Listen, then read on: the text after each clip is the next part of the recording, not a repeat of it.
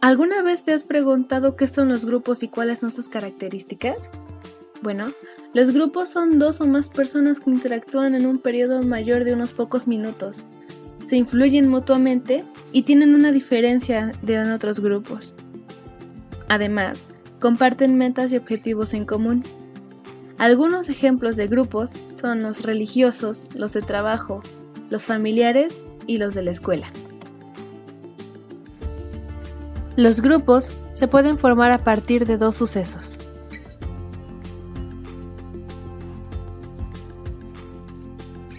El primero de los sucesos son los encuentros casuales y se dan únicamente con personas que tienen un objetivo pequeño en común. Un ejemplo simple se da cuando los vecinos de una colonia se reúnen para una cena navideña. El objetivo solamente es ir a cenar y pasar un rato agradable entre ellos. Después de haberlo cumplido, no tendrán otro motivo para estar juntos. Así, el grupo se va a desintegrar y después encontrarán otro motivo para volver a juntarse, como jugar fútbol en una cancha o ver un partido en la televisión de la casa de uno de ellos. El segundo motivo es la decisión deliberada y consiste en el objetivo consciente de un individuo para formar un grupo con un fin en especial.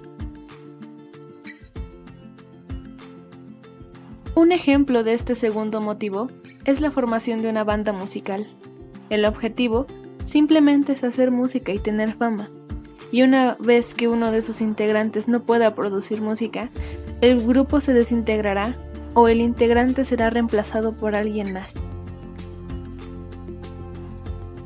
Existen diferentes tipos de grupos.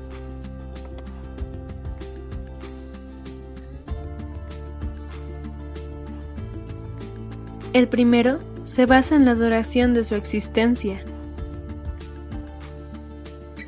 El primer ejemplo de esta categoría son los grupos permanentes, y son grupos formados gracias al nacimiento o una decisión de vida, aunque esto no implica una identificación con el grupo.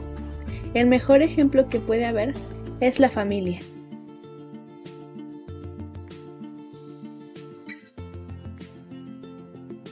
El segundo ejemplo de esta categoría son los grupos temporales, y solo existen para cumplir ciertos objetivos específicos, y cuando estos objetivos se cumplen, el grupo se desintegra.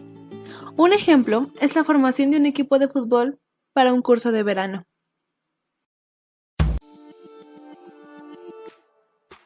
El segundo se basa en el origen del grupo. El primer ejemplo de esta segunda categoría son los grupos primarios. Estos se mantienen unidos por el efecto recíproco entre sus miembros. Las funciones de cada uno no tienen mucha importancia. Y el ejemplo más común son los grupos de amigos. El segundo ejemplo de esta segunda categoría son los grupos secundarios. Estos surgen y se mantienen por las funciones que cumple cada uno de sus integrantes. Por ejemplo, los grupos de oficina, en donde cada uno tiene un rol específico y cada uno es funcional. El tercero se basa en el tipo de pertenencia de cada grupo. El primer ejemplo de la tercera categoría son los grupos de pertenencia. Al igual que en los grupos permanentes, en estos grupos los individuos se hallan inmersos por su nacimiento o condición de vida, y aquí no necesariamente hay una identificación con el grupo, aunque la diferencia es que los individuos de este grupo pueden salir muy fácil de él, con esfuerzo. Un ejemplo son las personas de clase media, que con el trabajo pueden mejorar su estatus económico y convertirse en gente de clase alta. El segundo ejemplo de la segunda categoría son los grupos de referencia, y estos son grupos en los que los individuos se sienten identificados unos con otros. Por ejemplo, las personas que aman el boxeo, el fútbol, el básquetbol o algún otro deporte y se reúnen para ver los partidos o se reúnen igual para participar en ellos. El cuarto son los grupos según su estructura. El primer ejemplo de la cuarta categoría son los grupos formales. Estos tienen una designación oficial y abierta sobre las jerarquías dentro del grupo. El mejor ejemplo son las personas que trabajan en una oficina, y aquí se distingue quiénes son los jefes y quiénes son los empleados. Además, dependiendo de tu rendimiento dentro del grupo, podrás subir, bajar o ser expulsado del mismo. El segundo ejemplo de la cuarta categoría son los grupos informales. Aquí no tienen jerarquías ni reglas escritas. Además, no hay un líder como tal.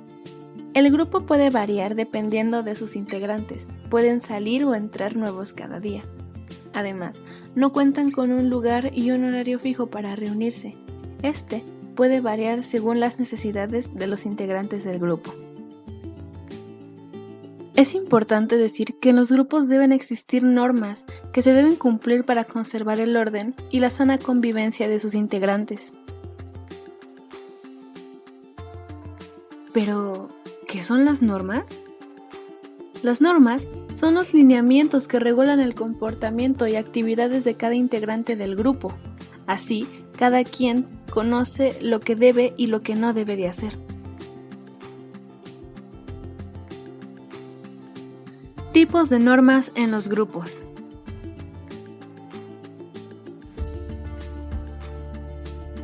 El primer ejemplo son las normas implícitas, y estas no están escritas en ningún código o en ningún reglamento de algún grupo.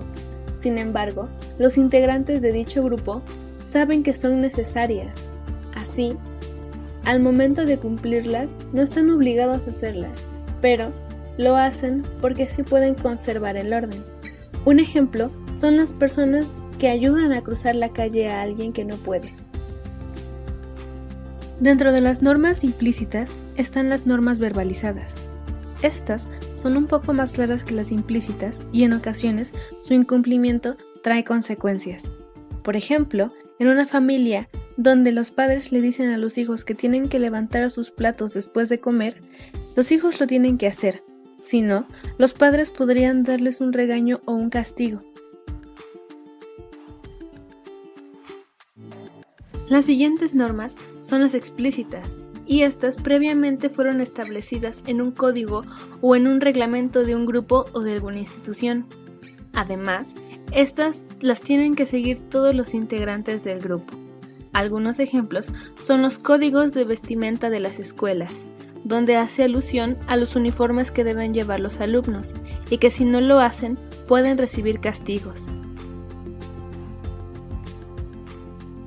Qué interesantes son los grupos. Esperamos que este video te haya gustado y sobre todo que hayas aprendido de él. Muchas gracias por haberlo visto. Hasta pronto.